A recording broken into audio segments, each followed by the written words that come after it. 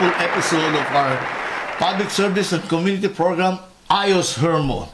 To all our loyal followers tuning in from across Canada and around the world, we thank you for joining us once again.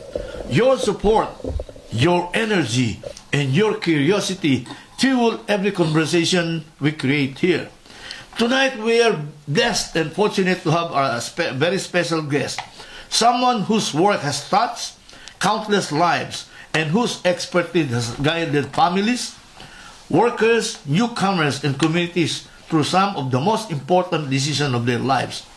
Please join me later in welcoming our special guest, Attorney Bernard B.G. Gregorio, an accomplished lawyer who has built a reputation not only for deep legal knowledge, but for compassion, integrity, and an unwavering commitment to justice. Tonight, we are going to talk about immigration challenges, legal rights, navigating Canada's complex system, and the real human stories behind the cases. So settle in, you can share this stream, and get ready for a meaningful and inspiring conversation. Ladies and gentlemen, our special guest for tonight, Attorney Bernard B.G. Gregorio. Please welcome him. Maraming salamat. Maraming salamat. Nakakataba ng puso. Mukhang malapit na akong atakihin sa dami na mas magaling na sinabi mo sa akin. But thank you for having me here. Thank you for the invitation. I know that this program served the Filipino community well by sharing information and even conversations about the struggles of Filipinos here in Canada. Yes. Ang ganda ng ginagawa niyo, Hermo. Salamat. You inspire us with your comment like that. Now, Attorney BG, maybe the best way to start our discussion na naman, informal, nagkukwento lang. Please give the audience a brief introduction of yourself, your professional qualification, and why you're talking about these topics for tonight. Okay, for one, sigurado ako hindi ako artista. Hindi po tayo maganda lalaki, pero tayo po ay may puso sa mga kababayan natin. I started as a lawyer in the Philippines back in 2006.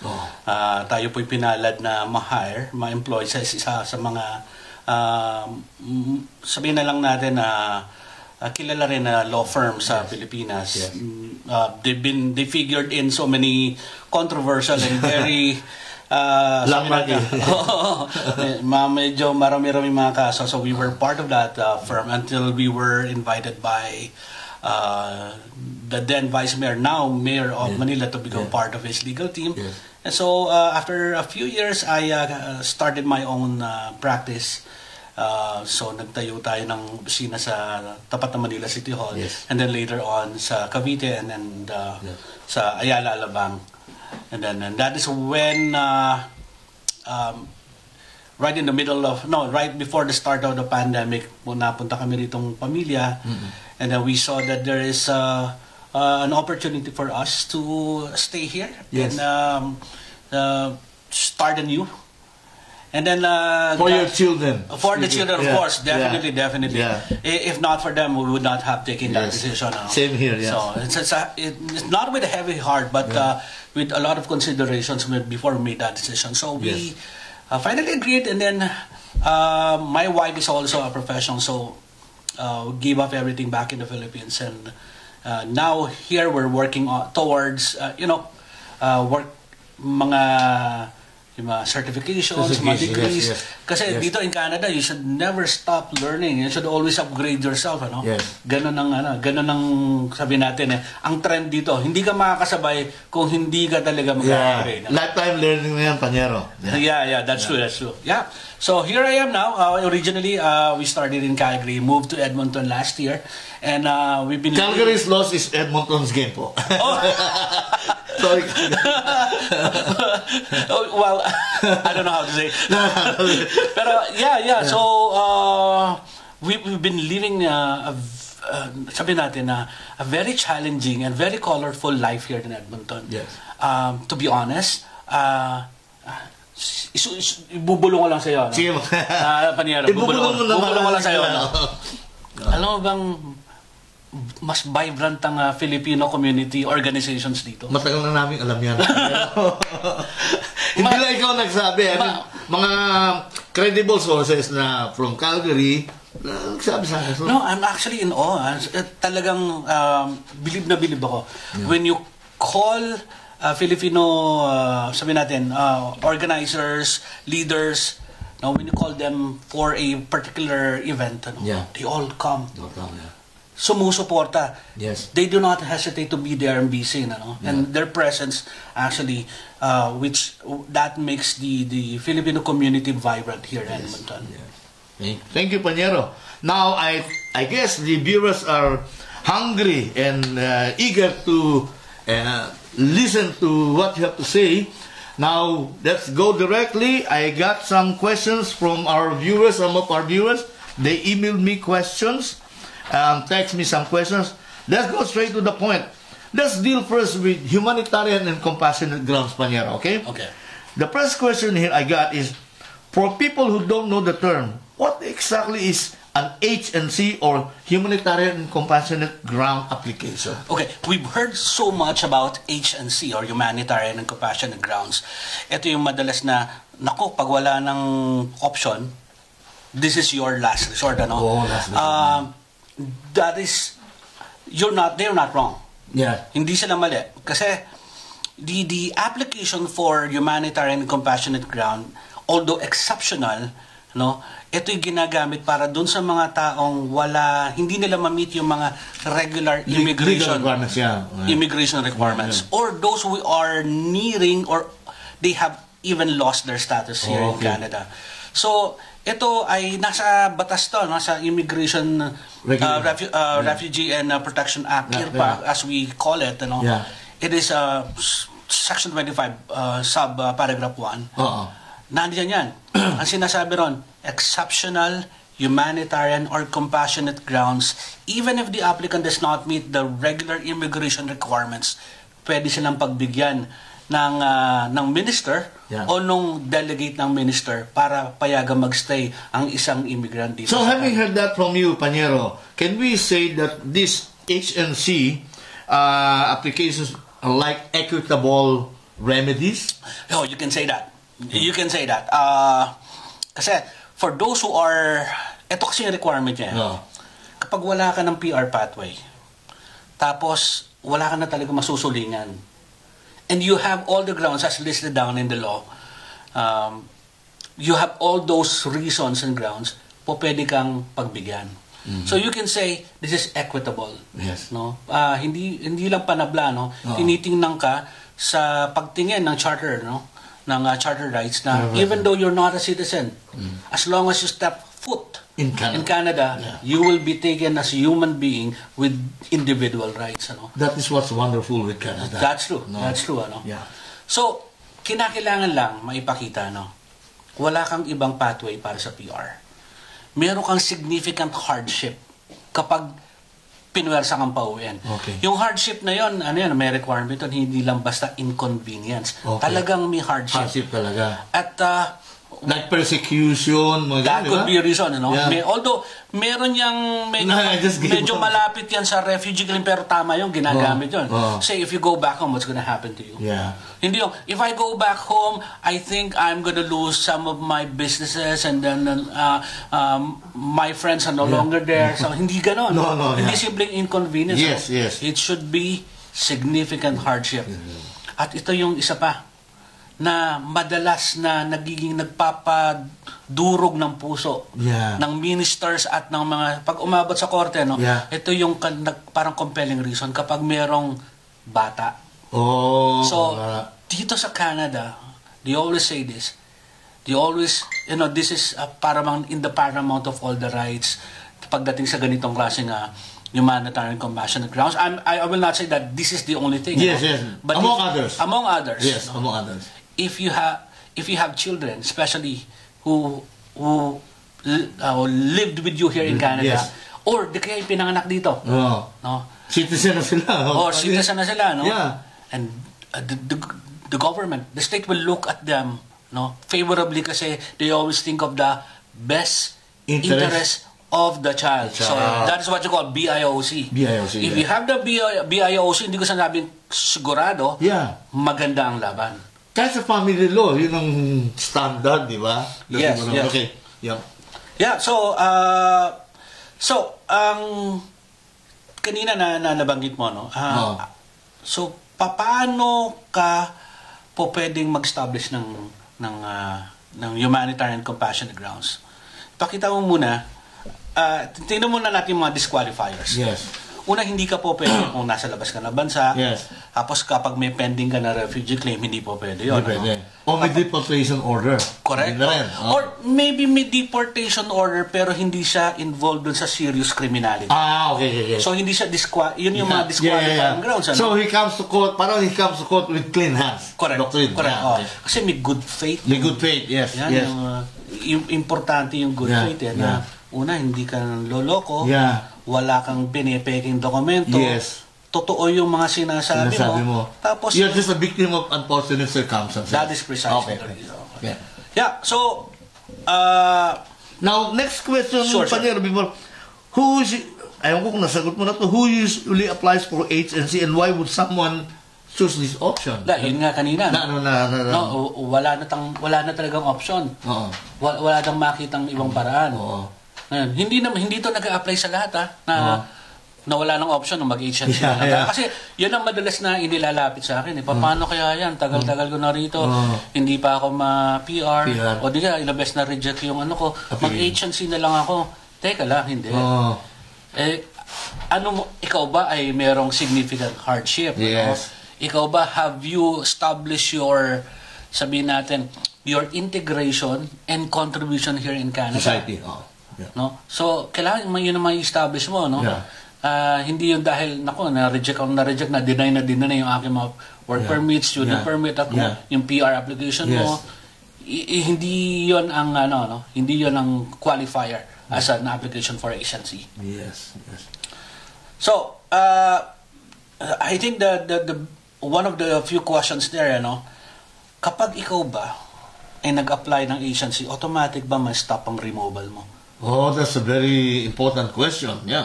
Kasi viewers, listen to this. The answer to be given by Attorney BG about this question. Okay. The filing of agency application does not automatically stop removal. Okay. But, and this is where you want the assistance of a lawyer or someone who's practicing in immigration. Yes. The CBSA can defer removal. That's a good point. In compelling cases. Yeah. Although it's not guaranteed, but there's hope. Your application should be compelling. Yeah. Okay. Ngayon, paano kung ayaw pa rin ng CBSA?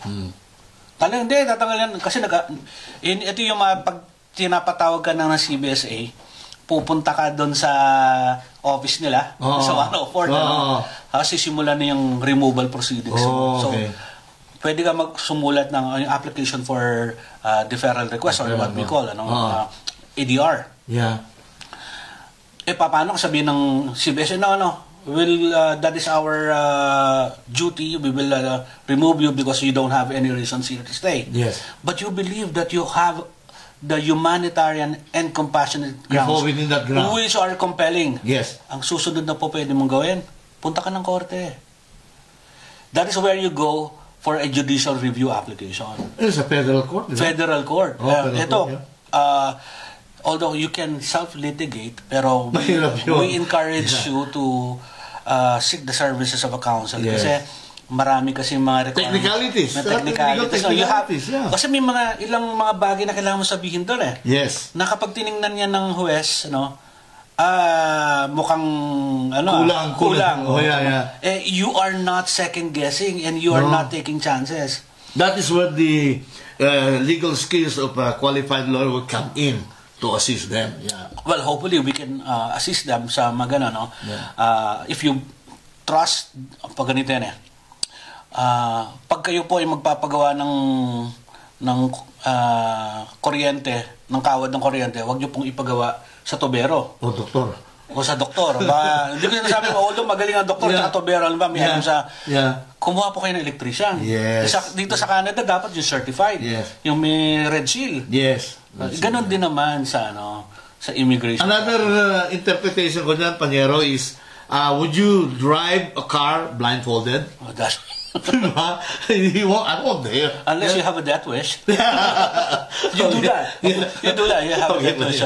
So, you file immediately, the moment you get the, sabihin natin, denial ng CBSA of your deferral request.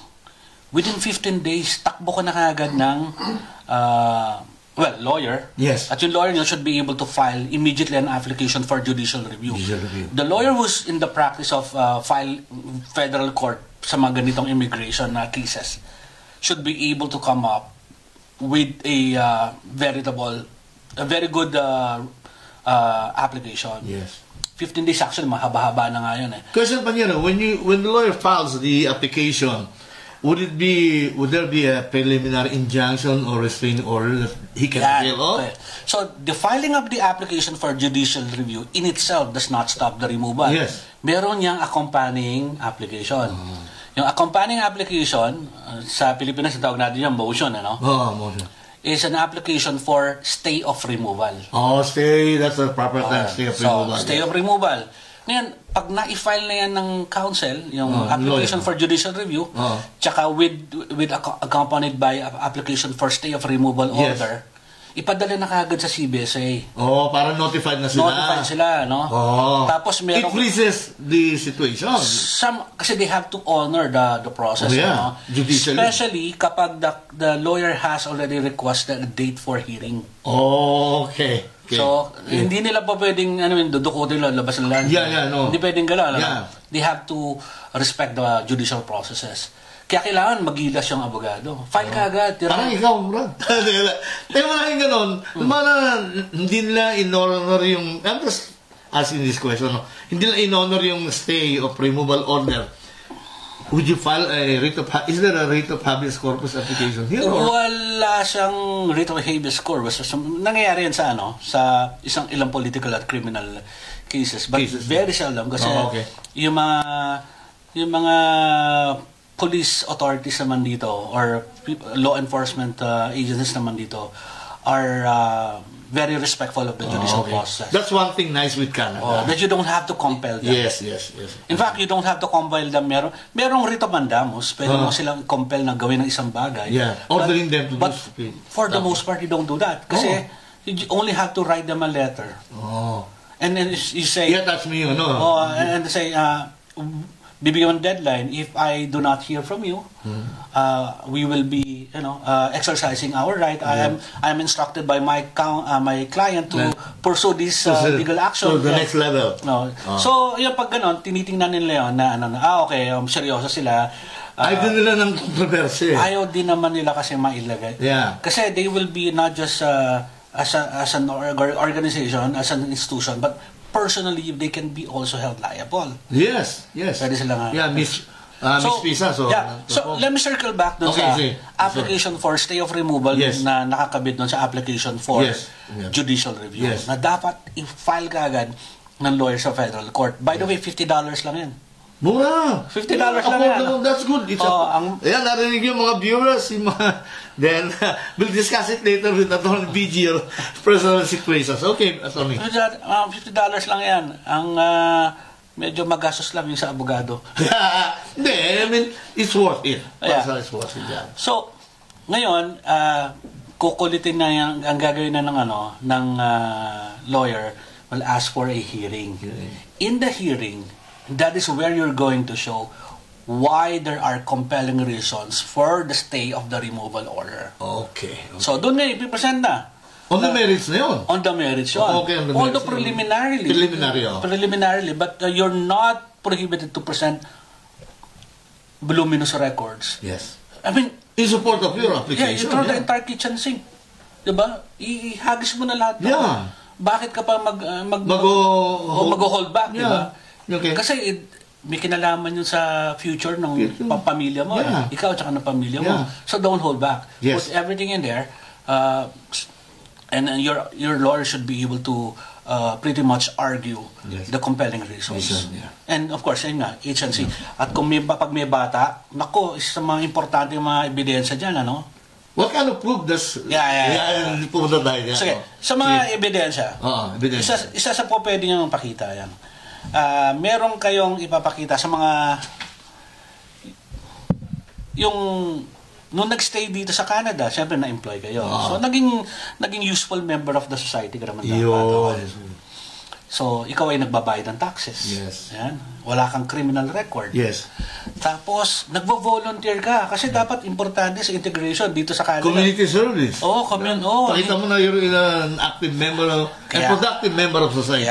Sa mga kababayan natin. Huwag lang kayong paatay-atay, pakuya-kuya-kuya sa loob ng bahay. Ano? Kapag kayo nag-aalala na at nag-iisip kayo pang agency, naku, magsimula na ako mag-volunteer sa mga organizations. Very important. Very important. And then you also need to have the church. Kasi lahat, church support, church. Kasi lahat yan, yung mga organizations na yan, kahit ba sabihin yung mga, Salvation Army, Food Bank, or even yung mga Filipino organizations, they all are that. They will issue support letters. Importante yun. And then you also become active in church because your pastor, your priest will also issue support letters. No. Ay mga panyero, bago natin tuloy, para ganahan naman yung mga viewers natin, shout out to Alan Dizon, Resi Guevara, and Mercedes Vista. Thank you, panyero. Yeah. So, isa rin suro na dapat mong ipakita na yung mga bata, sa ikaw muna, no, bago pa yung mga bata. Personal mo. Na kung paano sa'yo, psychologically, it will affect you. That much kapag na-approve kayo rito sa Canada. Kasi nandito na lahat ng mga friends nyo. You establish connections already. Basically, in the community, So, yan, yung mga friends, relatives, or lovers perhaps, should be able to provide support letters too. Okay. Yung sa psychological, punta kayo sa professional help, and they will be able to provide reports na because of the anxiety on this and that. Psychological assessment. Correct. Okay. Correct. Good. So, kasi importante yun. Tinitingnan talaga ng korte yun. Na, ngayon, papauwi kayo. Anong mangyayari? Baka, diba? Ito, baka mabaliw pag umuwi sa Pilipinas. Suicidal. Could be that, ano? Isa rin issue pag may medical concern that cannot be the medical intervention cannot be provided in the country of origin na hindi available doon. Or even if available doon, wala silang pera pambayad. They cannot afford it. Here in Canada, because of the free healthcare, at least, diba, mabubuhay ka rito. Yes. Pag umuwi ka ron, sigurado, wala. 6 feet under the ground. So you could also... Parang sinintensyahan na rin sila. And most importantly, sabi ko, pagkasama yung bata, ipakita mo yung schooling, emotional well-being ng mga bata, healthcare nila, special needs nila, ano yung attachment nila sa Canada, ano yung mga safety risk, if ever, kung may issue ng may country conditions, kung may issue halimbawa, I'm not saying, hindi lang Pilipinas, halimbawa, we've had several clients halimbawa nasa Arab countries or Middle East countries or yung nasa African countries na kapag umuwi sila they'll be persecuted. It's not technically a refugee claim. Pero they will be persecuted pag uwi nila ron. Political doon lahat. It's all about race, creed, religion. Political affiliation, even gender. So even yung kunyari, if they belong to LGBTQ plus community, if they go back home, they'll be persecuted. I know that in Muslim countries they are not allowed to madalas yan na reason pagdating sa refugee claim. And you can also use that. You can also use that in agency application. So,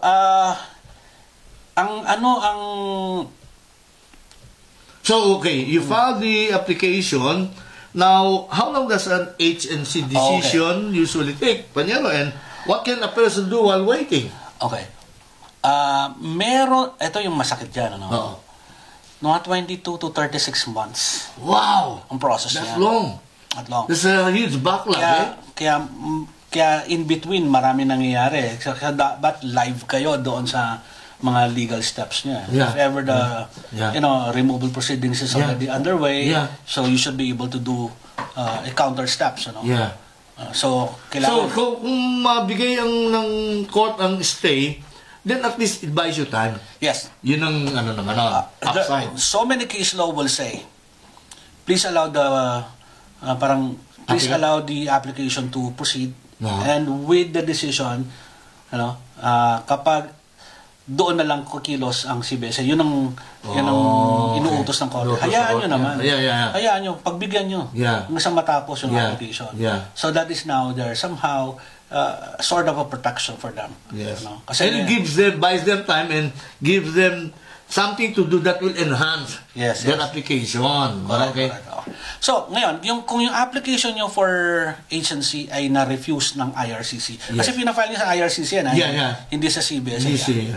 Pag na-refuse yan, what you're going to do is not to file an appeal sa Immigration Appeal Division. You don't do that. No.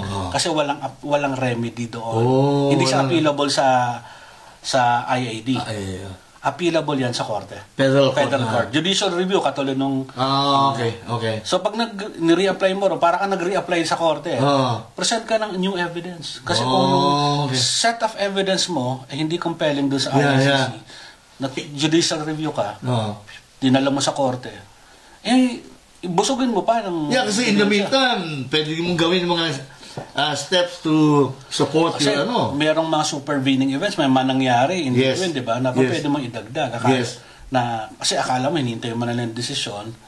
And then... maraming mangyayari 22 months panyero. Right. Diba? 22 to 36 months. 36 months, So, the only thing that you need to do is that it has to be honest, very detailed. Yes. And yung narrative should be factual.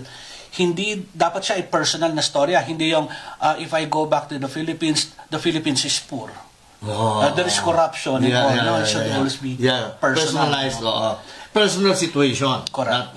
Not generic. Okay. And then the supporting evidence should be very relevant to each claim that you will allege. Pag sinabi mong may sakit ang anak ko, pakita mo ano tayo. Pag sinabi mong iniisip lagi ng pamilya namin na hindi na kami makatulog, you should be able to present evidence to that. Evidence. So for every allegation, you should be live doon sa iyong mga supporting evidence. And this is, you know what, sa karanasan ko, lagi ko nakikita rito, although the IRCC may refuse it, pagdating sa korte, nare-reverse. Okay. Because kaya natin lang na humanitarian and compassionate application, di ba? Nare-reverse siya. Marami, especially pag may bata na involved. Okay. Now, I don't know if you've answered this question already. May nagpadala ng question sa atin. How important is a person's life and community here in Canada? Like their job, friends, or school? Importante yon. Kasi kapag naipakita mo that you have all those connections, na kailangan ipakita kasi fulsome, holistically, kung ano na yung naging buhay mo. Wala ka ng buhay sa ibang bansa na babalikan mo. Nandito na lahat yan. Pamilya, kaibigan, career, lahat. In future, nandito na. So if you go back, it's like uprooting you and taking the life out of you. And mga kids, yung children, di ba? Well, especially the kids. Kaya best interest of the child, sabi mo nga kanina eh. Yan ang napaka-importante. Okay. So, yung mga nag-iisip dyan na agency ba ako, huwag kayong mag-iimbento ng Tsaka case-to-case basis. Case-to-case basis. Huwag kayong mag-iimbento ng mga storya nyo. Dapat talaga totoo sa nangyayari sa inyo. And provable. At you can pwedeng patunayan. Prove. Kapag nasa ganyan kayo sitwasyon, at wala na kayo nakita talagang pathway for you to stay here, remain here in Canada, start working on that agency application, and my suggestion is go work with a lawyer on that. With all due respect sa mga immigration consultant, kasi may ilang mga importante kasi mga allegations na kailangang ilagay doon ng medyo legal yung yung mga requirements. So, you can work. No, actually, you can work with an immigration consultant as long as they're competent and they have a good track record of being able to pursue. Work on these applications. Yeah, for sure. Yeah. Okay. Anything you want further to add to our discussion, Panyero? Final word, or I don't know if you still have something to add. Actually, itong mga ganitong application, yung mga every nook and cranny, hindi kayang ilagay sa isang... 30 minutes is too short po. Viewers, I hope you understand.